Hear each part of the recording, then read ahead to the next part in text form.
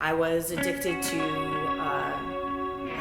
heroin for about about 7 years.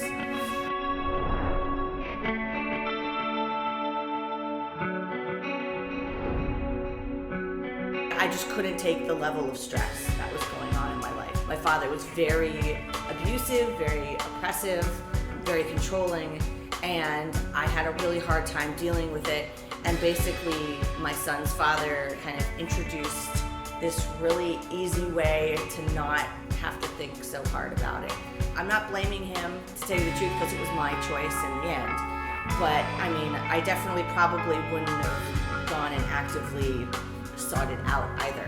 And that was pretty hard. It actually meant that I almost lost custody of my son.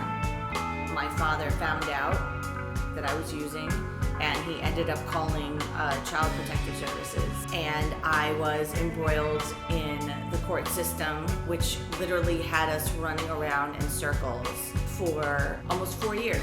Finally, in the end, my father finally had to hire a real lawyer and get me, into actually a legitimate rehab to actually have the therapy stick. I'm doing kind of everything that I can to not go back down that road, because it was a pretty terrible, terrible thing to go through. My son is 6 years old. He's handicapped. He can't walk without a walker, unfortunately, but it doesn't slow him down.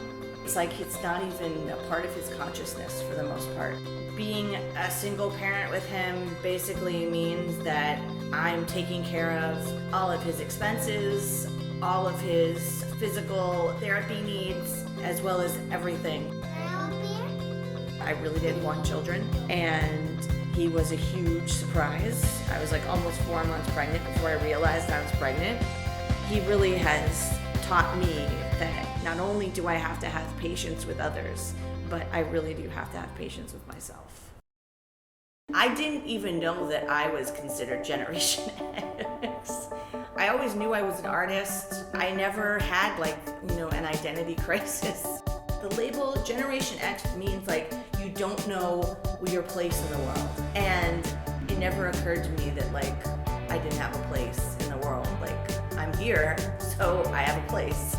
I think coming out the other side of drug addiction and abuse and all of that stuff, and finally being able to get to a place that doesn't necessarily have to do with money or that type of stuff. It has to do with your inner space.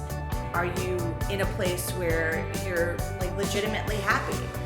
If I'm able to get in my car and listen to music and just enjoy the day, I think I'm way ahead of the game.